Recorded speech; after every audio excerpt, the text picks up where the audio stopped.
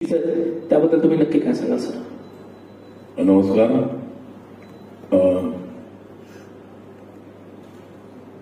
हा सिनेमा एक काय म्हणतात त्याला, एक दुःख होतं माझ्या मनात खूप वर्षांपासून. शेतकरी आत्महत्याविषयी, त्या विषयाला कुठेतरी ऍड्रेस करणं गरजेचं होतं. आणि त्यानंतर ही दोन ब्रिलियंट ऍक्टर्स ज्यांना आताच राष्ट्रीय पारितोषिक मिळालं, ती माझा पिक्चर बघून मी त्यांना घरी बोलवलं जेवायला, आणि असं मला लक्षात आलं की यांच्याबरोबर एक सिनेमा करणं गरजेचं आहे.